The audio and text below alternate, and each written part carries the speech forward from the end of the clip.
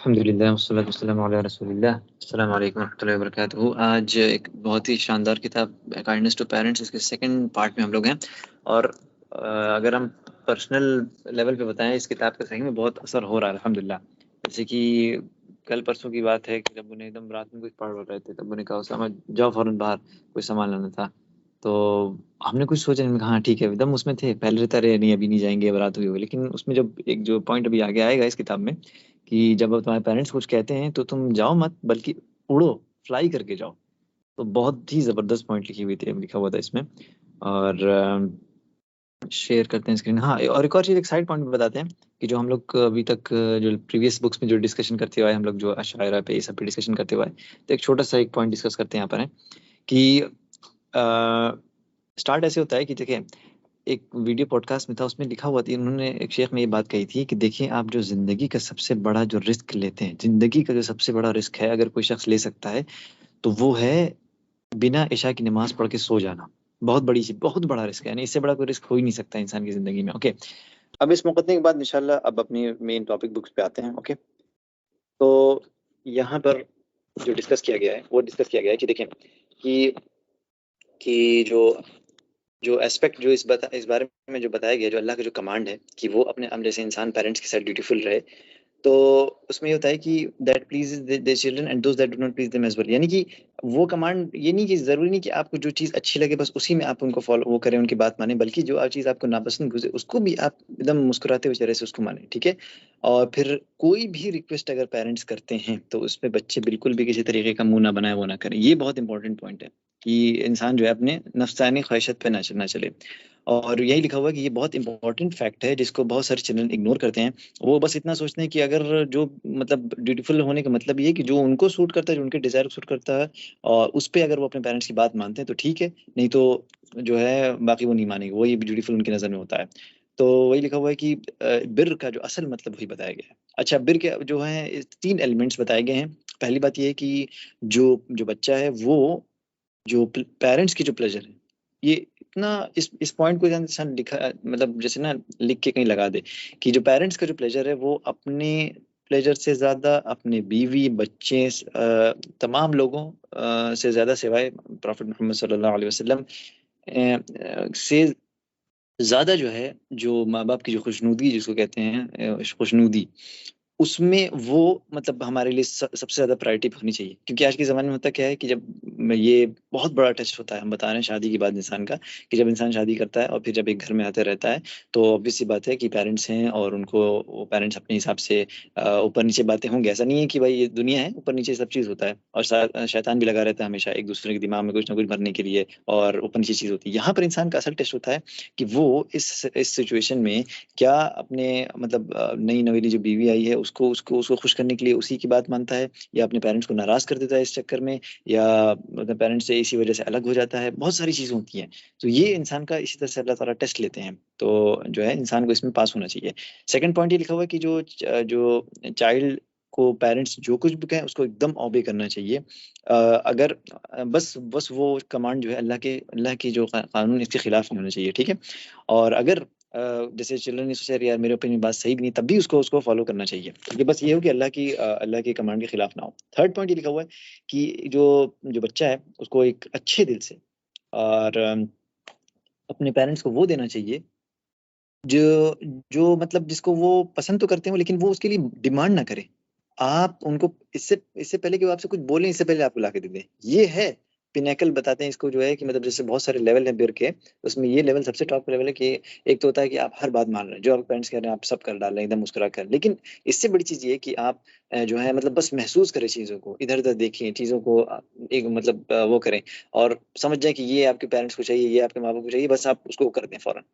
ये अगर आप कर देते हैं तो ये सबसे हाईएस्ट लेवल में आ जाता है। कि रसूलुल्लाह सल्लल्लाहु अलैहि वसल्लम की हदीस लिखी हुई है कि तीन ऐसे दुआ हैं जो कभी भी अल्लाह ताला रिजेक्ट नहीं करते हैं। पहली दुआ वो है जो पेरेंट अपने औलाद के लिए करता है, दूसरी दुआ है एक रोजेदार शख्स की, और तीसरी दुआ एक एक ट्रैवलर की है। ठीक है, ये तीनों दुआ रद्द नहीं होती है।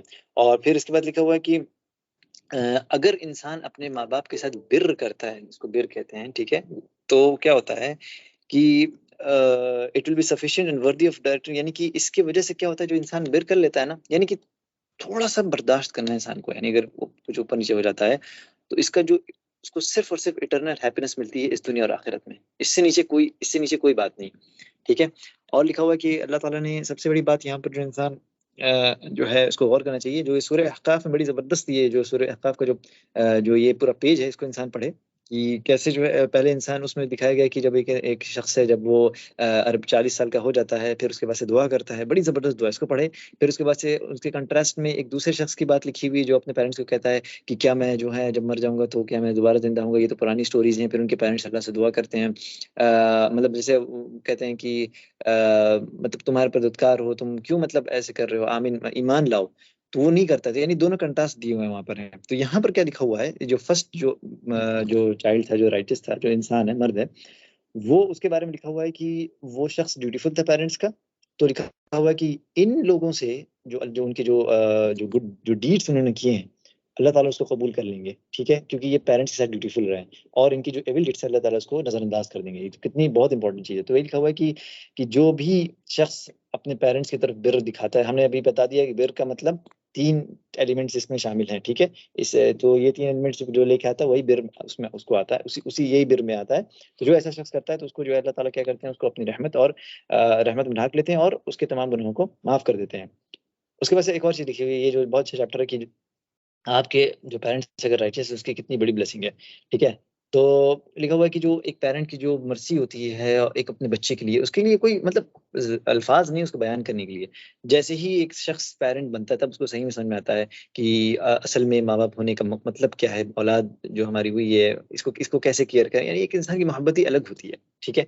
और इसीलिए इस्लाम कहता है कि देखिए, पहले आप जब सब शादी करने से पहले, मतलब शादी जब आप करने जा रहे हो, तो आप सबसे पहले देखें कि आपकी जो बीवी हो वो दीनदार हो, राइटियस राइटियस वाइफ हो, ताकि वो एक सोर्स हो मोहब्बत की, एक विज़डम राइटियस, यानी कि जो अगर आपकी बीवी अगर अच्छी नहीं होगी तो सबसे बड़ा बुरा असर किस पे पड़ेगा? औलाद पे पड़ेगा। आपकी बीवी अगर अच्छी है, दीनदार, वो समझती क्या है, तो क्या होगा कि आप भी और आपकी भी दोनों मिल के जब एक औलाद की तरबियत करेंगे तो उसकी बात ये होगी, और इससे क्या होगा कि जो मुस्लिम सोसाइटी है, एक बेहतरीन सोसाइटी हमें दिखेगी। क्योंकि फैमिली एक एक इंडिविजुअल से इंडिविजुअल बनके फैमिली बनती है, फैमिली बनके सोसाइटी बनती है। जब सोसाइटी अच्छी होती है तो पूरी सिटी अच्छी होती है, इसी तरह पूरा नेशन अच्छा होता है। तो यही बिल्डिंग प्रोसेस है। तो लिखा हुआ है कि जो भी बच्चे जो होते हैं, जो अच्छे दीनदार पेरेंट्स जिनको जिनकी परवरिश करते हैं, तो वो क्या होता है कि वो सबसे पहली बात अपने रिलेटिव्स के साथ अच्छे रहते हैं। और फिर जो है क्या होता है कि वो while the sinners are the fathers of, यानी कि जो गुनहगार होते हैं, जो शख्स इस तरह के होते हैं, वो सबसे पहली बात जो रिलेशनशिप होते हैं ना, उसको वो बिल्कुल कायम नहीं करते हैं। ठीक है? और बिर वगैरह तो एकदम नहीं वो करते हैं। इसी तरह से लिखा हुआ है कि जब भी इंसान अपने पेरेंट्स के साथ सॉरी अपने चिल्ड्रन के साथ मोहब्बत और केयर दिखाए, इसका मतलब कभी नहीं है कि वो अल्लाह के जो जो राइट्स हुकूक हैं उसको डिसरिगार्ड कर दे या लीनियंट कर दे। मिसाल के तौर पे आप सोचें, अरे बच्चा बेचारा रात में बहुत देर में सोया है या सोया है, चलो इसको स्कूल के लिए उठाते हैं खाली और जो है फजर का अलार्म नहीं लगाते हैं इसको उठाने के लिए, तो बहुत बड़ी गलती है ये, बहुत बड़ी गलती है। इसलिए क्योंकि इंसान देखता है नॉर्मली घरों में ऐसा ही होता है कि अगर लेट्स से स्कूल 7 बजे का है तो बच्चे का अलार्म सुबह उठने का 6 साढ़े 5 बजे लेगा, और लेट्स से अज़ान 4:15 साढ़े 4 की उसकी जमात है। तो बहुत रेयर घर ऐसे होते हैं कि जहाँ पर बच्चे को उठाया जाए कि आओ तुम फजर नमाज़ पढ़ लो फिर उसके बाद से जाओ। तो ये इंपॉर्टेंट पॉइंट है। उसके अलावा चाइल्ड चिल्ड्रन के साथ बिल्कुल भी इतना लीनिएंट नहीं होना चाहिए कि वो आपकी बात को हल्के में लेने लगे। ये भी इंपॉर्टेंट पॉइंट है। यहाँ पर एक स्टोरी लिखी हुई कि जब एक जो खलीफा हिशाम थे, उन्होंने जो है जब देखा उनका बेटा जुमे की नमाज़ अटेंड नहीं किया है, तो पूछा कि आखिर ऐसा क्यों हुआ? तो उनके बेटे ने जवाब दिया कि जो उनका मतलब आराम की वो देखें कि उनका जो जो गधा था, जो म्यूल था, वो उनको कैरी नहीं कर पाया। वो बता रहा है। तो हिशाम ने कहा कि, "ए बेटे, तुम चल तो सकते थे।" तो इसके बाद सज़ा क्या दी? खाली इतना नहीं कहा, कहा कि 1 साल तक तुम जो है अब जानवर पे राइड नहीं करोगे, उसपे नहीं सवारी करोगे। और इस दौरान वो पूरा चल के ही आता था फ्राइडे पे ऊपर। तो ये हमारे जो असलाफ जो गुज़रे हैं, वो इस तरीके से अपने जो औलाद थी उनकी परवरिश करते थे इस सख्ती के साथ। ठीक है? उसके बाद से एक और चीज़ लिखी हुई है यहाँ पर कि जो पेरेंट्स होते हैं ना, वो अपनी औलाद के लिए रात में तहज्जुद के वक़्त दुआ करते हैं। ठीक है? कि अच्छा शादी से पहले भी ये दुआ इंसान करता है कि जैसे इब्राहिम अलैहिस्सलाम हमेशा दुआ करते थे, रब्बी हबली मिनस सालिहीन, O Allah grant me from the सालिहीन राइटियस चिल्ड्रन, ठीक है, ये भी करना। और उसके अलावा शादी बाद भी, और सबसे अच्छी दुआ जो है इसको एकदम हमेशा याद रखना चाहिए, रब्बना हब लना मिन अज़वाजिना व ज़ुर्रिय्यातिना क़ुर्रता अयुन वजअलना लिलमुत्तक़ीन इमामा। क़ुर्रता अयुन ये है कूलनेस ऑफ आइज़, यानी कि अल्लाह से दुआ करे, अल्लाह मेरी जो मेरी अज़वाज यानी मेरी जो मेरे स्पाउस और मेरे जो ऑफस्प्रिंग है, उनको मेरी आँखों की ठंडक बना। आँखों की ठंडक क्या होती है? कि जब इंसान अपने फैमिली को देखे ना, तो उसको मतलब दिल में एकदम दिल से खुशी महसूस होने लगे। शक्ल देखते ही जो है उसको एकदम ठंडक पहुँच जाए, उसको आँखों की ठंडक मिले कि हाँ यार, मतलब जिस तरीके से हमने प परवरिश की, सब किया, अल्हम्दुलिल्लाह एकदम वैसे ही है, कोई मसले की बात नहीं है। ये नहीं कि वो घर आ रहे हैं तो झगड़ा चालू हो जा रहा है, ये हो जा रहा है, देख के एकदम चिढ़ होने लग रही है। तो ये इसकी दुआ करते रहना चाहिए। तो यहाँ पे लिखा हुआ है, एक हिशाम इब्न हसन कहते हैं कि सईद बिन जुबैर ने उनसे कहा कि रात में आई परफॉर्म लॉन्गर प्रेयर्स, कि सिर्फ़ मैं जो नमाज़ पढ़ता हूँ, इसलिए ताकि मेरे बेटे को इससे जो है फ़ायदा पहुँचे। और हिशाम ने ये बात कही कि ही होप्ड, यानी उन्होंने उम्मीद रखी कि अल्लाह ताला जो है इस तरीके से उनके उनके बच्चे की हिफ़ाज़त करेंगे। इसी तरह से मालिक बिन दिनार ने जब एक शख़्स को देखा, जब वो अच्छे से नमाज़ नहीं पढ़ रहा था, तो उन्होंने कहा कि I feel pity for his children, मतलब मैं इस शख़्स की औलाद के लिए बहुत बुरा सोच, मतलब वो फ़ील कर रहा हूँ। तो उनसे पूछा कि क्यों आप ऐसा कर रहे हैं? क्यों, क्या इट डज़ नॉट मेक यानी कि वो नमाज़ खुद नहीं अच्छा पढ़ रहा है और फिर आप उसके बच्चे के लिए जो है ऐसा फ़ील कर रहे हैं बुरा। तो वही मालिक ने कहा कि ये इनका टीचर है, ये चीफ़ है और ये बच्चे इन्हीं से सीखेंगे। देखें कितनी इम्पोर्टेंट पॉइंट है। तो वही लिखा हुआ है कि इससे पता चलता है कि जो पेरेंट्स का जो रोल है वो कितना इम्पोर्टेंट है। और यानी कि ब पेरेंट्स ही हैं जो बच्चों के अंदर अल्लाह का खौफ डालते हैं। और इसकी वज़ह से क्या होता है, जब अल्लाह का खौफ पेरेंट्स डाल देते हैं, तो पेरेंट्स, ज़रूरी नहीं कि पेरेंट्स हर वक़्त बच्चे के साथ रहें। अल्लाह का खौफ ही ऐसा रहता है कि उसको, उस बच्चे को हमेशा मतलब बचा के रखता है बुरी चीज़ों से। तो इसीलिए लिखा हुआ है कि जो पेरेंट्स की ज़िम्मेदारी पहली है कि अपने बच्चों की ऐसी तरबियत करें कि ऐसा ना हो कि आगे चल के वो उकूक करें। उकूक यानी कि मतलब वालिदैन की नाफ़रमानी करें, जिसकी वज़ह से उनको बहुत भयंकर सज़ा के वो मुस्तहिक़ बने। ठीक है? और उनको हमेशा जो है सिखाना चाहिए कि बिर का मतलब क्या होता है, कैसे वो करें। इसी तरह से लिखा हुआ है कि अपने अपने जो बच्चों को एकदम अच्छे तरीके से उनकी परवरिश करें, जैसा कि हमने पहले बताया। बताएँ उनको कि अल्लाह की लिमिट क्या है और फिर कौन-सी चीज़ें अल्लाह की नाराज़गी को मतलब हासिल करती हैं, कौन चीज़ें अल्लाह को खुश करती हैं। इस तरह से क्या होगा कि जो इस तरह की जो टीचिंग मिलेगी बच्चों को, तो क्या होगा, सबसे पहले बच्चा जो है उसका इम्प्लीमेंटेशन खुद पे करेगा और उसका सबसे बड़ा फ़ायदा क्या होगा, उनके उसको आगे चल के भी होगा, उस वक़्त भी होगा और उनके पेरेंट्स को होगा इंशाअल्लाह। तो यहाँ तक मेरा था। इंशाअल्लाह अब काशिफ़ स्टार्ट करें यहाँ से। हम स्क्रीन शेयरिंग ऑफ करते हैं। Screen sharing of.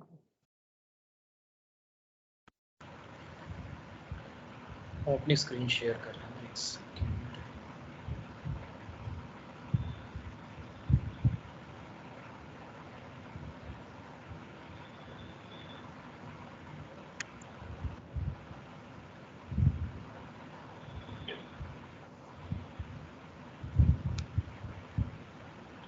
स्क्रीन दिख रही?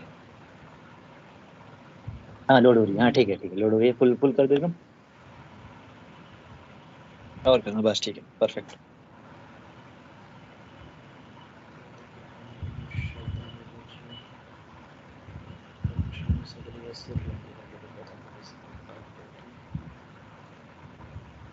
Page number 30।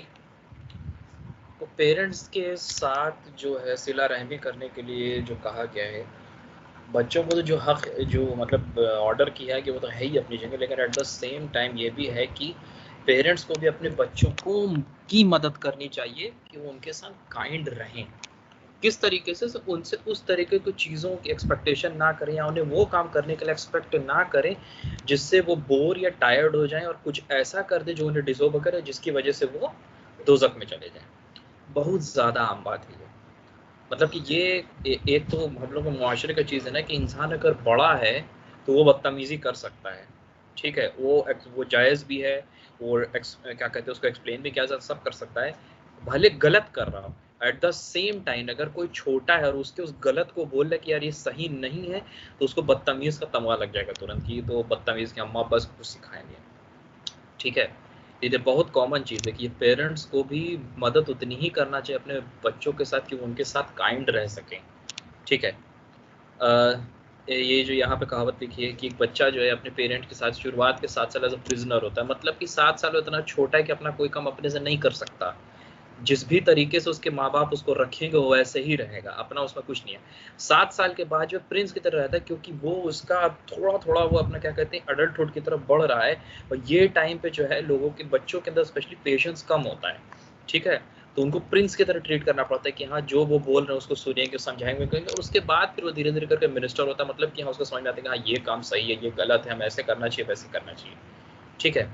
फिर Muhammad bin Hatib said that he heard Abdullah bin Umar, may Allah be pleased with him, then both say to the man, discipline in children, for you will be asked about what you teach them, while they will be responsible for being dutiful and obedient to you. Therefore, children are just kept with their parents, their hearts just like valued precious stones, and does not have inscription and ready to accept. Basically, मतलब यहाँ पे हुआ कहा जा रहा है कि अपने बच्चों को इंसान को डिसिप्लिन सिखाना चाहिए। क्यों? क्योंकि बच्चों से और बड़ों मतलब माँ बाप से दोनों से अल्लाह ताला सवाल पूछेंगे कि भाई पेरेंट्स से पूछेंगे कि तुमने क्या सिखाया, और बच्चों से कहेंगे तुम अपने माँ बाप के साथ ड्यूटीफुल थे कि नहीं थे। और हम एक जगह अभी कुछ दिन पहले ही पढ़े भी थे कि पहले बच्चों से सवाल किया जाएगा कि तुम्हारे माँ बाप ने क्या सिखाया तुमको, तो अब सिखाया रहेगा तो कहेंगे कि हाँ सिखाया, तो हम लोग ओबीडिएंट तो सब कुछ थे। नहीं सिखाया रहेगा तो सीधे से कह देंगे मेरे माँ बाप ने हमें कुछ बताया ही नहीं। इसमें सबसे जो कॉमन चीज़ है आज के टाइम की कि वही फजर का टाइम हुआ, इन जनरल भी कि स्कूल से बच्चा आया तो उसको नमाज से कोई मतलब नहीं, कुछ नहीं है, बस चल रही है लाइफ तो चलने दो। हाँ अगर वो रोएगा कुछ बोलेगा तो उसको महंगे से महंगा मोबाइल हाथ में जरूर पकड़ा देंगे। Also, when the parents are righteous, the benefit of their righteousness will reach their children as demonstrated by their last when their father was righteous a man. तो कहने का मतलब ये कि अगर इंसान अच्छाई एक्सपेक्ट करता है अपनी ऑफस्प्रिंग से, या हम एज अ मेल बात करें अपनी वाइफ से अगर अच्छाई एक्सपेक्ट करता है, तो पहले right to take them to the जो रिस्पेक्ट विद देम। बेसिकली यहाँ पे एक आदमी जो है वो यहाँ पे लिखा है एक्चुअली कि शारे बिन अल हारिस सेड टू हिम सन, मतलब उनके एक बेटे शारिन बिन हारिस के एक बेटे ने उनसे कहा कि एक मैटर है जिसको मैं सॉल्व करना चाहता हूँ, या आप मुझे सजेस्ट कीजिए कि आप उसको सॉर्ट आउट करेंगे या मैं किसी जज के पास चले जाऊँ। तो उन्होंने बोला कि तुम जाओ किसी जज के पास चले जाओ, वो ज़्यादा बेटर रहेगा, ठीक है। तो जज के पास जाने से हुआ क्या कि वो जो मैटर था वो उनके बेटे के हक में ना जाकर के अपोजिशन पार्टी के हक में चला गया। तो उनका बेटा जब आया तो उन्होंने कहा कि अब्बा आपने हमें ऐसे ऐसे सजेशन दिया था और उसकी वजह से क्या हुआ कि मेरे पास से जो मतलब ये जो इशू था वो मेरे हक में ना होकर दूसरे के हक में चला गया। तो उसके अब्बा ने बोला कि मुझे पता था कि तुम यहाँ पे सही नहीं हो, लेकिन मैं मतलब क्या कहते हैं इस चीज़ पर जजमेंट नहीं देना चाह रहा था, क्योंकि मुझे डर था कि कहीं मेरी जो तुम्हारे लिए मोहब्बत उसकी वजह से मैं किसी और का हक ना छीन लूँ। समझ में आए? मतलब ये चीज़ कितनी हाई लेवल का अल्लाह का तकवा है इंसान के दिल में कि बेशक अपने औलाद से मोहब्बत है, लेकिन जहाँ हक की बात आएगी वहाँ पे कुछ नहीं चलने वाला। Virtuous parents also include the way one walks along with them as demonstrated by the story of Ghassan al-Dharbi went out walking in front of it. पर यहाँ पे वही चीज़ लिखा हुआ है कि बिर में एक चीज़ होती है कि इंसान अपने पेरेंट्स के साथ चलता कैसे। मिसाल के तौर पे यहाँ पे लिखा हुआ है कि अपने फादर, अगर आपके फादर वॉक कर रहे हैं तो कभी भी उनके आगे नहीं चलना चाहिए इंसान को, ठीक है। कि ये नहीं कि अब्बा पीछे भी सट सट सट सट आगे भागे, या आप उनके आगे इसलिए रहें कि रास्ते से आप हर्डल्स या मुश्किल परेशानियां हटा रहे हैं कि अब्बा आराम से चल सकें, या साइड में आप उनके पीछे बगल में उनके सपोर्ट बन करके चलेंगे, या आप उनके पीछे रिस्पेक्ट में चलेंगे, ठीक है। ये नहीं कि सीना चौड़ा करके सट सट सट सट आगे करके निकल गया ना, ऐसा कुछ नहीं। Said you have missed correctness and contradicted the sunnah. Do not walk in front of your father, only behind him and straight. Do not let any separate between you and him while walking. Do not bone that has, हाँ ये भी कि अगर खाना खाने के लिए बैठे और माँ बाप को अगर कोई चीज़ पसंद आ जाए तो मतलब बेसिकली क्या बताएं, ये बहुत हाई लेवल का इंसान को वो चाहिए, इसके लिए कॉन्शियसनेस चाहिए कि खास तौर पर खाने में बैठे तो बच्चों को लगता है ये भी खा ले, वो भी खा ले, ये भी उठा ले, वैसे भी उठा ले। आप कॉन्शियस रहे और इस चीज़ का ख्याल रखिए कि पेरेंट्स अगर किसी चीज़ को देख रहे हैं, कोई गोश्त की ऐसी बोटी है या समथिंग, कोई हिस्सा ऐसा फ्रूट का है जो उन्हें अच्छा लग रहा है, तो रिस्ट्रेन योरसेल्फ, आप उसको नहीं उठाएं कि पहले उन्हें दें। ये भी मतलब माँ बाप की जो कहने का फर्माबरदारी में से एक होगा। अप्रिशिएट करना, जाहिर सी बात है कि अम्मा अब्बा इतना करते हैं इंसान के लिए, चाहे इमोशनली हो, चाहे फाइनेंशियली हो, चाहे किसी एस्पेक्ट ऑफ लाइफ में, इंसान को उसका क्या कहते हैं फेवर अदब करना चाहिए, अप्रिशिएट करना चाहिए। Muslims should appreciate the virtue of the rights of creation, who grant them the favor, especially and foremost the mother who endures the hardship after hardship and strives hard in the service and rearing of her children. Fathers rights hard, जाहिर सी बात है कि माँ इतने दिन पेट में रखकर कितनी तकलीफ के साथ पैदा करती, फिर बाप जो है इतनी मेहनत कर करके पढ़ाता है, लिखाता है, बाकी काम करता है, ठीक है। ये सारे फेवर को इंसान को वापस कर रहा है, हालांकि वो माँ बाप के हक को कभी पूरा नहीं कर पाएगा, लेकिन वापस इन द सेंस ये है कि जब हम लोग को जरूरत थी, हमारे माँ बाप ने स्टेप अप किया और वो हमारी मदद कर रहे थे, अब जब वो ओल्ड हो जाएंगे तो अब हमारा काम आएगा कि अब हम स्टेप अप करके उनकी उसी तरीके से मदद करें, झल्लाएं, हाथ पैर ना पटकें।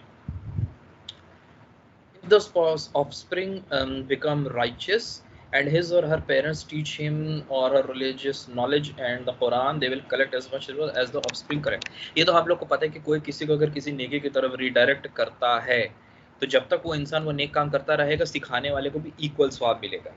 तो अब भाई अपना जो किसी की औलाद जो है ना, उसके लिए बेस्ट सदका जारिया है। अगर हम अपने औलाद को ये सिर्फ बोले कि बेटा खाना खाने से पहले बिस्मिल्लाह पढ़ लिया करो, घर से निकलते टाइम ये पढ़ लिया करो, तो जब तक उसकी हयात है वो जो भी काम करेगा वो नॉलेज, उस चीज़ का सवाब पेरेंट्स को मिलता रहेगा। तो अब इंसान इस तरीके से सोचे कि अगर माँ बाप राइचस हैं तो जो भी नेक क्या कहते हैं चीज़ें अपने बच्चों को सिखाएंगे, तो जब तक बच्चा बाहयात रहेगा, सही चीज़ को फॉलो करेगा, माँ बाप को उस चीज़ का जो है सवाब मिलता रहेगा, है ना। एट द सेम टाइम अगर कोई बुरी चीज सिखाओगे तो वैसे तुमको क्या कहते हैं गुनाह भी पड़ती रहेगी। तो दोनों ही चीजें साइड बाय साइड है। Allah has sternly warned against the neglecting rearing the children righteous when he said, "Oh, you have believed ward of yourself and your families against a fire whose fuel is men and stone." ये अपने और अपने family को जो है बचा लो दोज़ख की उस आग से जिसका ईंधन इंसान और पत्थर है, ठीक है। तब बचाने का मतलब क्या हुआ कि भाई उनको अमर बिन मारूफ व नही मुनकर की जो है इंसान सही का हुक्म देना, बुराई से रोकना और क्या कहते हैं सही सुन्नत सिरातल मुस्तकीम के बारे में बताना, ये सब कुरान और हदीस के बारे में पढ़ाना, ये सब चीज़ का नॉलेज दें। The Prophet sallallahu alaihi wasallam indicated that once children will dispute with him on a day of resurrection if the parents had neglected teaching and rearing them righteously। अब यहाँ पे बहुत बड़ी बात है कि जो मतलब बच्चे जो हैं क़यामत के दिन मतलब क्या कहते हैं रिजेक्शन इफ द डिस्प्यूट, मतलब डिस्प्यूट करेंगे कि पेरेंट्स ने उन्हें राइचियस चीजें सिखाई कि नहीं सिखाई या नेग्लेक्ट कर, ठीक है। जैसे कि ऑल ऑफ यूर गार्डियंस, हाँ ये मतलब ये हम लोगों ने अल अदब और मुफराद में पढ़ा था कि हर इंसान जो है किसी न किसी चीज का गार्डियन है, मतलब किसी न किसी चीज का जिम्मेदारी उसके ऊपर है, उसके अंडर में है। अगर वो शख्स जो है अपनी उस जिम्मेदारी को और उसके अंडर में जो लोग हैं, जो चीजें, उस जिम्मेदारी को इज्जत से नहीं निभाता है तो वो दोज़ख में जाने वाला है। ये गारंटी है इस बात की कि अब जैसे एक शौहर है, उसकी शादी हो रही, वो अपनी बीवी का ख्याल नहीं रखता, ठीक है, या अपने माँ बाप का ख्याल नहीं रखता, या छोड़ दो अपने बच्चों का ख्याल नहीं रखता, और सेम रूल सबके ऊपर अप्लाई होता है कि सबके अंडर में कोई ना कोई चीज़ है जो अल्लाह ताला ने उसको जिम्मेदारी दी, अगर अपनी जिम्मेदारी को ढंग से नहीं निभा रहा है तो भैया वो घाटे में है, ठीक है। Subjects and responsible for them and guardian of the family and responsible for them. फिर इस पे और भी अल्लाह के रसूल ने कहा, आई थिंक मेरा 33 तक था ना, पेज नंबर 33 तक हाँ, था, 33 तक। ठीक है। इसके बाद इंशाअल्लाह हनी जो है वो कंटिन्यू करेंगे। तो यहाँ पेज नंबर 34 से स्टार्ट है। यहाँ पे रसूल अल्लाह सल्लल्लाहु अलैहि वसल्लम की हदीस है कि जो भी इंसान कुरान को हिफ्ज़ करेगा उसके पेरेंट्स के सिर पे क्राउन रहेगा, ताज रहेगा क़यामत के दिन, जिसकी रोशनी सूरज की रोशनी से भी ज़्यादा ब्राइट रहेगी। ये एक बहुत अच्छा, बहुत बड़ा रिवॉर्ड है उन पेरेंट्स लोग के लिए जो अपने बच्चों को कुरान और हदीस की तालीम देते हैं, और उनके बेटे और बेटियाँ अगर कुरान को हिफ्ज़ करेंगी तो उनके सिर पे ताज रहेगा। ये बहुत बड़ा एक मोटिवेशन है अपनी नस्ल को कुरान सिखाने के लिए। उसके बाद यहाँ पे एक दुआ दी है जो कि ऑल राउंडर दुआ है। अगर आपको शादी करना है उसमें भी दुआ काम आएगी, आपकी शादी हो चुकी है, आपको राइचस चिल्ड्रन चाहिए उसमें भी ये काम आएगी, और आपके चिल्ड्रन राइचस नहीं है और आपकी शादी में इशू है तो उसमें भी ये दुआ काफ़ी काम आएगी। तो ये दुआ आप लोग को पहले से मालूम है। फिर उसके बाद यहाँ पे उमर इब्न अब्दुल अजीज़ का यहाँ पे एक एग्जाम्पल दिया हुआ है उनकी एक बात अपनी औलाद के साथ कि उनके बेटे ने एक बार 1000 दिरहम की एक रिंग खरीदा जो कि 1000 दिरहम की थी, लेकिन उनके उमर अपने अब्दुल अजीज़ ने लेटर लिख के बोला अपने बेटे से कि बेटा तुम ये 1000 दिरहम की जो रिंग है इसको बेच दो, और इसको बेच के 1000 लोगों का पेट भरो खाना खरीद के उसी पैसे से, और उसमें से 2 दिरहम की एक और रिंग खरीदो जिसका कोर जो है वो आयरन का हो। तो इससे यहाँ पे ये सिखाया जा रहा है कि अपनी बेटे को, अपने औलाद को एक्स्ट्रावेगेंस और फजूल खर्ची से बचाने की सलाह यहाँ पे दी जा रही है। अब ये एग्जाम्पल जो है, ये एक राइचस पेरेंटिंग का एग्जाम्पल है, जिसमें हम अपने औलाद को सिखा सकते हैं कि आप एक्स्ट्रा फालतू के एक्सपेंस ना करो और वहाँ पे खर्चा करो जिससे कि अल्लाह ताला जिस काम से खुश हो। जैसे कि अगर 1000 लोगों का पेट भरेंगे तो उससे लोग खुश होंगे, बहुत सारे यतीम, बहुत सारे मिस्कीन लोगों का पेट भरेगा, जिससे कि वो इंसान को काफ़ी नेकी मिलेगी। तो यहाँ पे उस चीज़ का हुक्म दिया जा रहा है। उसके बाद इसी चीज़ का एक दूसरा एस्पेक्ट भी है कि अगर कोई भी इंसान वो अपने औलाद को एक अच्छी तरबियत देता है, अच्छा इंसान है, गुड मुस्लिम है, राइचस है, तो उसके मरने के बाद अल्लाह ताला उसकी औलाद को, बेटी बेटा दोनों को, उसकी हिफाजत करेंगे, उसकी देखभाल करेंगे। वैसे ही यहाँ पे दिया हुआ है एक स्टोरी छोटी सी कि अबू हाजिम सलमा इब्न दाहिर पास्ड बाय अबू अल जफर मदनी, मतलब कि उनके पास से जा रहे थे तो उन्होंने कहा कि तुम क्यों सैड हो। तो अब्दुल जफर ने कहा कि अगर तुम चाहो तो मैं तुम्हें बताऊं। तो उन्होंने कहा कि मैं इसलिए सैड हूँ क्योंकि अगर मैं मर जाऊंगा तो मेरे मरने के बाद मेरी औलाद का क्या होगा। तो उसके बाद अबू जाफर ने कहा कि हाँ। तो फिर उसके बाद अबू हमजा ने बोला कि अगर तुम्हारे मरने के बाद तुम्हारी जो औलाद है वो राइचस है, तुम भी राइचस हो, अल्लाह ताला के सपोर्टर हो, औलिया हो, तो तुम्हें ना किसी चीज़ का खौफ होना चाहिए, ना किसी चीज़ का गम होना चाहिए। लेकिन अगर तुम ये चीज़ नहीं हो तो तुम्हारी औलाद, फिर उसके बारे में वरी करने की ज़रूरत नहीं है।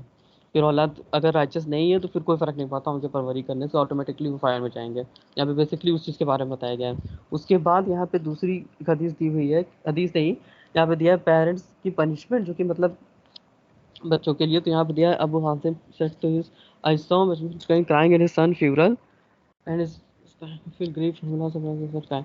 तो यहाँ पे दिया हुआ है कि वो अपने बेटे को के फ्यूनरल पे काफ़ी रो रहे थे और उसके ग्रीफ में बहुत ज़्यादा वो इशू में थे। तो फिर उन्होंने पूछा कि आप क्यों इस तरह से सैड है। तो उन्होंने कहा कि मैं इसलिए सैड हूँ क्योंकि हर पेरेंट्स जो है वो ग्रीफ होगा, उदास होगा, परेशान होगा अपने लॉस के लिए, लेकिन मैं इसके साथ साथ इसलिए भी सैड हूँ कि मेरी जो औलाद है वो जन्नत में जाएगी कि जहन्नम में। तो यहाँ पे एक पेरेंट्स के अंदर कंसर्न भी होना चाहिए कि उसका जो औलाद है, जो बेटा बेटी है, वो क़यामत के दिन जन्नत में जाएगा, जहन्नम में जाएगा, उसका क्या बनेगा, उसके लिए कंसर्न होना। यहाँ पे वो चीज़ दी हुई है। उसी के साथ साथ नीचे ये भी दिया हुआ है कि अगर आप थोड़ा बहुत वरी रहेंगे अपने चिल्ड्रन के लिए तो ये चीज़ बहुत ज़्यादा इंपॉर्टेंट है और इससे आप उसके बच्चे को सही तरबियत देंगे, सही वेलबींग की सही बातें सब बता पाएंगे, क्योंकि लाइफ शॉर्ट है और इटर्निटी हमेशा की है और फायर से बचाना है। और नीचे यहाँ पे साइड में दुआ दी हुई है कि हम may Allah make us all our parents and offsprings together among those who were dwellers of the paradise in forever. मतलब अल्लाह ताला हम सबको जन्नतुल फिरदौस में इकट्ठा करें, आमीन। फिर यहाँ पे दिया हुआ है, हाँ, अब यहाँ पे कथीर इब्न अल तैमिया अल दारी की एक छोटी सी यहाँ पे स्टोरी दी हुई है कि वो अपने, हाँ, तो यहाँ पे उनकी छोटी सी स्टोरी दी हुई है कि उनका बेटा के साथ वो लड़ाई में थे, शामिल थे, लड़ाई कर रहे थे जिहाद में। लेकिन उसके साथ साथ वो ये चाहते थे कि अपने बच्चे से उन्होंने कहा कि जाओ तुम इस लड़ाई में शामिल हो और जाके शहीद हो जाओ, ताकि तुम्हें शहीद होने का जो रिवॉर्ड है वो मिले और मुझे सब्र करने की वजह से मुझे अल्लाह ताला से सब्र करने का रिवॉर्ड मिले। तो इस चीज़ के लिए उन्होंने अपने बेटे से कहा और उनका बेटा जाके उस फाइट में शहीद भी हो गया और इंशाल्लाह उनको क़यामत के दिन जो रिवॉर्ड है वो ज़रूर मिलेगा। फिर उसके बाद नीचे यहाँ पे दिया हुआ है लुकमान अलैहिस्सलाम, लुकमान हकीम लुकमान की यहाँ पे एडवाइस दी हुई है कि उन्होंने मतलब क्या कहा। तो लुकमान ने अपने बेटे से कहा कि स्कॉलर्स के सामने नी पे होके बैठो, यानी कि घुटने के बल बैठो और उनके साथ आर्ग्यू करने से बचो, आर्ग्यू करने से बचो ताकि वो तुम्हें डिसलाइक ना करने लगे, तुम उनके डिसलाइक से बचो। उसके साथ साथ ज़रूरत से ज़्यादा खर्चा करने से और एकदम कंजूसी से बचो, क्योंकि एक्स्ट्रावेगेंस और टाइटनेस ये सही नहीं है। और हर वो चीज़ जो तुम्हें आखिरत से दूर करती है उसको छोड़ दो, उसको लीव कर दो और जितना एक्स्ट्रा फालतू है उसको खर्चा कर दो, अल्लाह ताला की राह में दे दो। जितना ज़रूरी है बस उतना ही रखो, सफिशिएंट रखो। और रोज़ा रखो, लेकिन इतना रोज़ा मत रखना है कि तुम एकदम वीक हो जाओ कि नमाज़ ना पढ़ पाओ, और नमाज़ पढ़ना रोज़ा रखने से ज़्यादा बेटर है। यहाँ पे बेसिकली पूरी यही चीज़ दी हुई है। और आज के टाइम में यहाँ पे फिर छोटा सा नोट दिया हुआ है राइटर का कि जो आज के टाइम के पेरेंट्स हैं वो अपने बच्चों को इन सब सारी चीज़ों पर ध्यान नहीं देते। आज के टाइम में इस्लामिक नॉलेज के ऊपर भी ध्यान नहीं दिया जाता। पेरेंट्स बस खाली बच्चों को खाना पीना, क्लोथिंग, एंटरटेनमेंट, इन सब चीज़ों के ऊपर फोकस ज़्यादा करते हैं। इस्लामी नॉलेज उनके पास खुद भी कम है, इस वजह से वो अपने बच्चों को भी नहीं देते और कोशिश भी नहीं करते। और उसके साथ साथ यहाँ पे दिया हुआ है कि अगर जैसा कि अभी काशिफ भाई ने बताया कि जैसा वो करेंगे वैसा ही उनको मतलब मिलेगा। मतलब अगर कोई पेरेंट्स अपने बच्चों को अच्छी तालीम देंगे तो उनकी औलाद जब तक वो अच्छा काम करेगी तब तक उनको नेकी मिलेगी, लेकिन अगर गलत चीज़ बताएंगे, गलत चीज़ सिखाएंगे, तो जब तक वो गलत काम चलेगा तब तक उनको गुनाह मिलती रहेगी। और यहाँ पे बेसिकली वही सिंपल सी चीज़ दी हुई है। और पेज नंबर 38 यहाँ से आई थिंक मुदस्सिर भाई का है। अस्सलाम वालेकुम वरहमतुल्लाहि वबरकातुहू। इसमें बताया गया ना, जो हम लोग के राइट एंसेस्टर थे, जो नेक एंसेस्टर थे, वो क्या करते थे, वो अपने बच्चों को हमेशा उनके साथ रहते थे। साथ रहते मतलब उनके ऊपर हमेशा नज़र रखते थे और उनको हमेशा एडवाइस करते थे, टीच करते रहते थे। मतलब हमेशा जैसे क्या होता है ना कि जब किसी का बच्चा है, ठीक, और हम लोग क्या किए, किसी को टीच, किसी को मतलब छोड़ दिए, उसको जो कर रहा है कर ले। पर जो हम लोग के एंसेस्टर, जो राइचियस एंसेस्टर थे, जो हिदायत पे थे, जो नेक लोग थे, उन्होंने वो क्या करते थे, अपने बच्चे को बताते थे क्या सही है क्या गलत है, एडवाइस करते थे। अगर उसने कुछ गलत किया तो उसको बताते थे कि ये एडवाइस, मतलब एडवाइस करना गलत या ये सही है, ये उसको बताते थे, उसको डायरेक्शन देते थे कि क्या किया करो तो क्या होगा, ठीक, और राइटली रहने। उसके बाद क्या हुआ, इसकी वजह से ना वो जो उनके बच्चे थे, उनकी आँख की ठंडक बने थे, उनकी आँख की ठंडक थे और दिल का सुकून जिसको बोलते हैं ना। क्यों? क्योंकि जब पहले ही से आप बचपन से ही उसको टीचिंग देंगे, उसको एडवाइस करते रहेंगे कि ये गलत है, ये सही है, उसको बताएंगे क्या करना है, क्या नहीं करना है, तो उससे क्या होगा, वो आपका फर्माबरदार होगा और वो आपकी बात सुनेगा। उसके बाद और उसके बाद क्या है कि वो बताते थे अपने बच्चों को कि बिर क्या है। और उसके बाद एक toward parents had this wise word came from Ibn Muhayriz।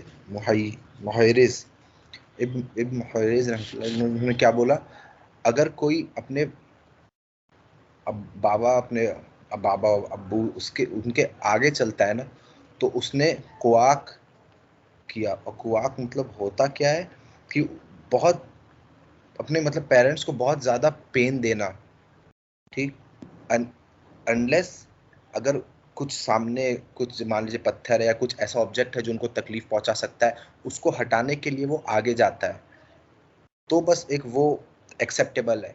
वरना अपने अपने बाबा के आगे नहीं चलना चाहिए। और उसी उसी और ऐसा ही क्या है कि अपने अब्बू का नाम भी नहीं लेके, नाम हो गया, टाइटल हो गया, वो भी लेके नहीं बुलाना चाहिए। अगर वैसा वो करता है तो फिर से वो क्वाक ऑफ हिम, वो उसको एक सेकंड सॉरी, उसने उनको बहुत ज़्यादा तकलीफ दी, ठीक। और क्या कैसे उनको बुलाना चाहिए, फादर हो गया, अब्बू हो गया, मतलब जो टाइटल है उससे बुलाना चाहिए, ना कि उनके नाम से और ना कि उनके सरनेम से। उसके बाद क्या, और उसके बाद फरकाद एडवाइसेस दैट चिल्ड्रन, उसके बाद उन्होंने क्या बोला, फर्दर मोर फरकाद एडवाइसेस दैट चिल्ड्रन, कि भले ही तुम कितने भी बड़े हो जाओ, कितने भी बड़े हो जाओ, कितने भी बड़े, मतलब यहाँ पे जैसे एक मैं अपनी तरफ से बोल रहा हूँ, जैसे बड़े का मतलब ये लोग जैसे एज में भी बड़ा हो गया, और जैसे लोग क्या होता है ना कि जैसे उसके कोई अब्बू उस हैसियत के नहीं थे, और वो मान लीजिए सीईओ हो गया किसी कंपनी का, या बहुत बड़ी कंपनी का ऑनर हो गया, तो वो क्या है, तो उसके बाद भी तुम अपने पेरेंट्स की, माँ बाप की आंख में डायरेक्ट मत देखो, जिसे बोलते हैं ना घूरना, वो मत करो, भले ही तुम कितने भी बड़े हो जाओ, और उनके सामने मत चलो, और और उनसे पहले मत बोलो, और उनके अगल बगल मत चलो। हालांकि अगर उन्होंने उन्हें बोला हो कि मेरे बगल में चलो तब, ठीक। और रैदर क्या करना चाहिए, बच्चों को अपने माँ बाप के पीछे चलना चाहिए। कैसे चलना चाहिए, जैसे गुलाम अपने मालिक के पीछे चलता है। जैसे अल्लाह ताला ने यहाँ पे फरमाया, and lower onto them the wing of submission and humility through mercy, and say, my Lord, bestow on them your mercy as they did bring me up when I was young। तो इससे हम लोग को क्या पता चला कि जो मुसलमान पेरेंट्स हैं, अरे सॉरी, मुसलमान चिल्ड्रन हैं, उनको अपने पेरेंट्स के, और जब माँ बाप बुलाए, तो जैसे उसामा भाई ने बात बोला कि आगे एक पेज में यही है कि जब माँ बाप बुलाए तो सिर्फ जाओ मत, चल के, उड़ के जाओ। यहाँ पे उड़ के मतलब है कि जितने जल्दी हो सके रश करो कि क्या क्या मेरे माँ बाप की है, कि क्या उनको चाहिए, क्या उनका रिक्वायरमेंट है, क्यों what ever they order you, तो क्योंकि आप उनका प्लेजर पालो, ठीक। And even if you do all this, और अगर उसके बाद भी अगर आप ये सब कुछ करते हो ना, और उसके बाद भी आप उनका जो राइट है ना वो परफेक्टली फुलफिल कभी कर ही नहीं सकते, कभी भी नहीं कर सकते, आप भले ही कुछ भी कर ले। एक बहुत अच्छी स्टोरी थी, मेरे एकदम दिमाग से निकल रही है। एक आदमी थे जिन्होंने अपनी माँ को कंधे पे ले आके हज किया था कितना दूर। मैं इंशाल्लाह वो स्टोरी बाद में इंशाल्लाह एक बार वापस, क्योंकि अभी बहुत ज़्यादा उसमें भूल रहा हूँ मैं, तो मैं नहीं चाहता हाफ स्टोरी देना, तो मैं इंशाल्लाह उसको पढ़ के एक बार वापस रिवाइज करके फिर बताऊंगा क्या वो स्टोरी थी। मतलब यही था कि उन्होंने बहुत तकलीफ सही, उसके बाद उन्होंने पूछा था कि क्या मैंने ये फुलफिल कर दिया, तो बोला था नहीं, और गुस्सा भी हो गए थे कि ऐसा सवाल, कोई सहाबा थे शायद कि जिनसे पूछा था, सहाबा गुस्सा हो गए थे। हजरत उमर से पूछा था। हजरत उमर बिन खत्ताब था। हाँ हाँ, जज़ाकल्लाह खैर। तो यही है कि आप जितना भी कर लो ना, तभी अपने माँ बाप का वो जो है नहीं कर सकते फुलफिल, उनकी राइट कभी नहीं कर सकते। और उसके बाद क्या करना है हम लोग को, अल्लाह से हमेशा दुआ करते रहनी है अपने माँ बाप के लिए, हमेशा। उसके बाद क्या है, जब भी चले हम लोग, जैसे क्या बोला गया कि जब हम लोग चले तो अपने माँ बाप के पीछे चले, ठीक। और कैसे चलना है कि वो एक आपका हिस्सा है, ये नहीं कि बाप चल रहे आगे, उसके बाद 8-10 फीट पीछे आप चले, नहीं, पीछे चलना है पर साथ साथ में चलना है, और किसी को आप दोनों को अलग नहीं करने देना है। और उसके बाद क्या है, you should also admit that children are not their parents equal and neither decide above them in dwelling or nor speaking before। अब क्या होता है ना, जैसे बहुत जगह हम लोगों ने देखा होगा कि बाप बेटे हैं, बैठे हुए किसी गैदरिंग में, तो क्या होता है, कुछ होता है तो बाप अभी कुछ बोला नहीं, उससे पहले ही बेटा स्मार्ट बन के आगे बोलने लगता है। तो ये भी मना किया गया है कि उनसे पहले मत बोलो, जब तुम किसी जमात या किसी चीज में हो तो अपने बाप से पहले मत बोलो, अपने फादर से, ठीक। और उसके बाद क्या है, इस्लाम हम लोग को बताता है, require parents to be good example. उसके बाद क्या बताया गया कि इस्लाम पेरेंट्स को भी बोलता है कि गुड एग्जाम्पल लो अपने बच्चों के लिए। अब क्या हुआ, एक बोलते हैं ना प्रैक्टिस व्हाट यू प्रीच। अब क्या है, मैं जैसे एक एग्जांपल है मैं अपने ऊपर देता हूँ कि मान लीजिए मैं हूँ, मेरा कोई भी बच्चा है, सॉरी, मेरा चिल्ड्रन है ना, तो मैं उसको बोल रहा हूँ कि नमाज पढ़ो, रोज़ा रखो, किसी को गाली मत दो, किसी का हिस्सा मत खाओ, किसी का हक मत मारो, हराम काम मत करो, सूद मत लो। और क्या हो रहा है, उसके बाद मैं हर एक वो काम जो मैं जिस चीज़ के लिए मैं मना कर रहा हूँ ना, उस चीज़ को मैं कर रहा हूँ खुद ब खुद। तो बच्चा मेरी बात को नहीं सुन के रुकेगा, वो देखेगा कि मेरे बाबा है, क्या कर रहे हैं वो। तो वो जो बच्चे देखते हैं वही अप्लाई करते हैं। आप भले ही उनको कितने अच्छे से अच्छा आप उनको बात बता दीजिए, पर अगर वो आपको गलत काम करते हुए देखेंगे ना, तो वो वही जाके फॉलो करेंगे। तो इसीलिए क्या बोला गया कि पेरेंट्स के ऊपर भी जिम्मेदारी है कि वो अपना बेस्ट रहे अपने बच्चों के सामने, कि अब पेरेंट्स अपने माँ बाप के साथ अच्छे हैं, तो जब उनका बेटा दिखेगा कि मेरे माँ बाप अपने माँ बाप के साथ अच्छे हैं, तो वो भी अपने माँ बाप के साथ अच्छा ही रहेगा। अब वो क्या देख रहा है कि अब लोग क्या करते हैं ना, अक्सर वो अपने माँ बाप के साथ बहुत खराब रहते हैं, और वो क्या एक्सपेक्ट करते हैं कि मेरा जो बेटा है वो मेरे साथ अच्छा रहे। तो ऐसा नहीं होता है। मैं बहुत एग्जाम्पल देखा हूँ कि जो लड़का आदमी अपने माँ बाप के साथ खराब से रहता है, उसका बेटा उससे एक कदम आगे अपने माँ बाप उसके साथ खराब करता है। ये तो वही उसके in contact the companion have always set good example of the children. तो वही बताया गया कि जो कंपेनियंस थे, सहाबा लोग थे, वो हमेशा अपने चिल्ड्रन के सामने अच्छा एक एग्जांपल सेट किए। बाद यहाँ पे बताया गया first Abdullah ibn Umar, whenever Umar was asked people to refrain from something, he would go to his family rather।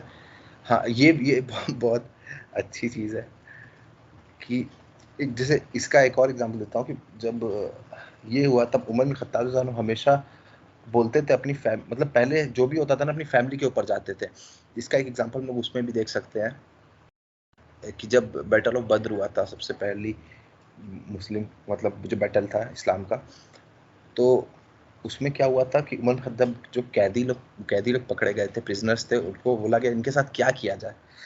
तो मोहम्मद सल्लल्लाहु अलैहि वसल्लम और अबू बकर रजी अल्लाह ताला अन्हु ने बोला कि ऐसा करते हैं कि वो क्या जो लेते अमाउंट जो रेंसम मनी या क्या बोलते हैं उसको लेके छोड़ देते हैं लोगों पर। उमर बिन खत्ताब रजी अल्लाह ताला ने बोला कि नहीं, जो जिसका रिश्तेदार है वो तलवार ले और वो खुद जाके उसको कत्ल करे। तो ये एक एग्जांपल मुझको आ गया था कि उमर बिन खत्ताब ने बोलते थे कि मतलब सबसे पहले कोई भी चीज होती थी तो सबसे पहले वो अपने घर पे अप्लाई करते थे। और उसके बाद ये बहुत अच्छी एक कहानी है कि ड्यूरिंग द जो उमर बिन अब्दुल अजीज, इनके बारे में भी आदमी पढ़े, बहुत अच्छे हैं, क्योंकि इनको लोग 5वां खुलफा राशिदून भी बहुत लोग इसके मैं मुंह सुना बोलते हैं, क्योंकि बहुत नेक आदमी थे, बहुत ज़्यादा नेक आदमी।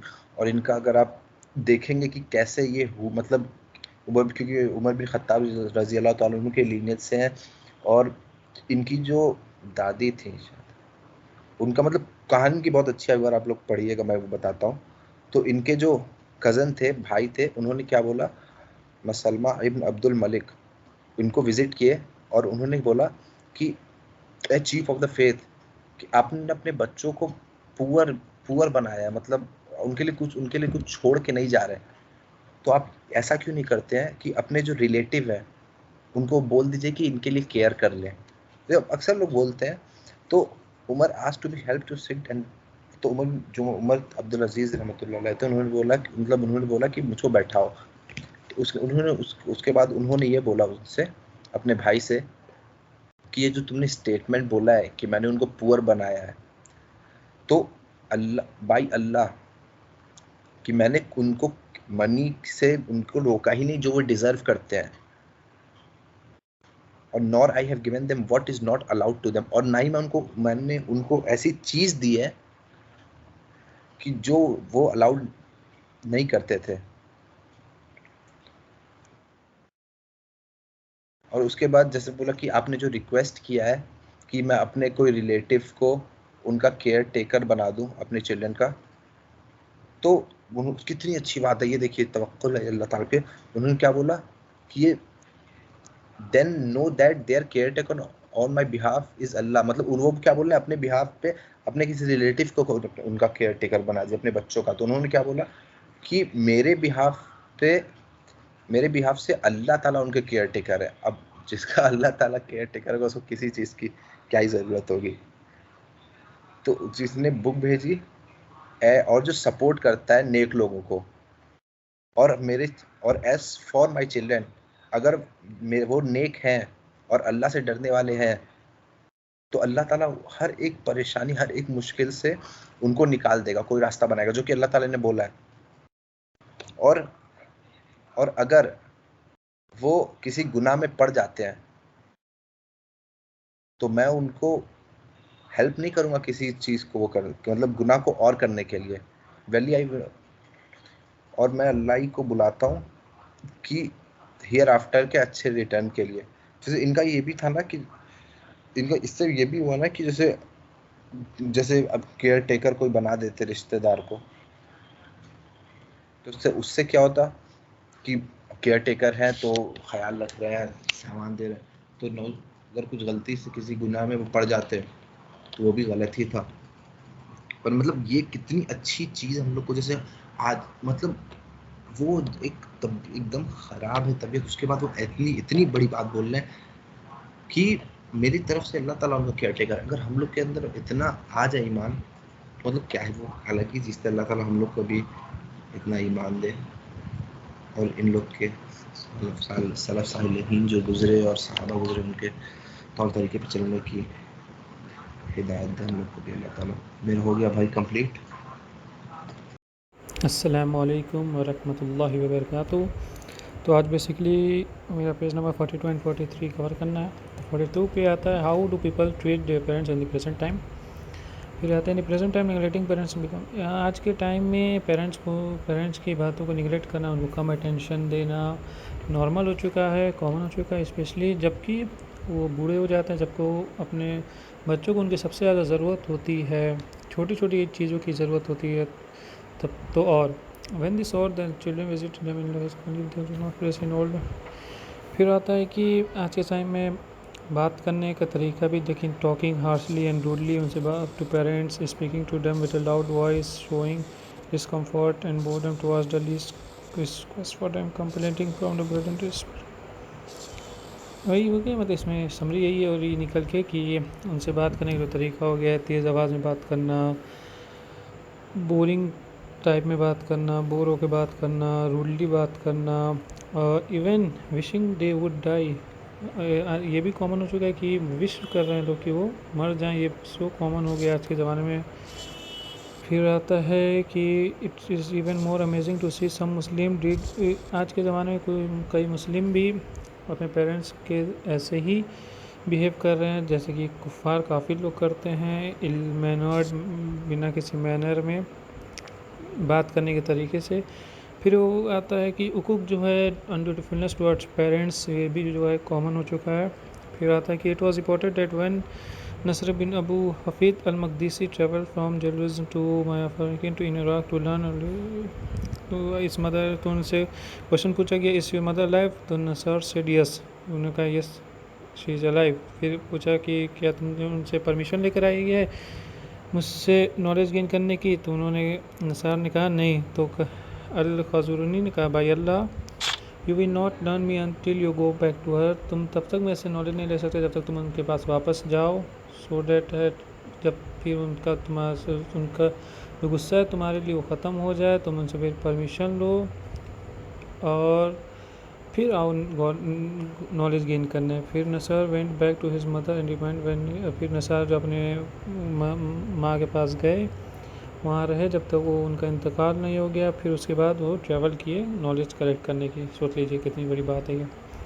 खत्म हिसाब narrated that Hafiz used to invoke Allah for her son twice शुगर की।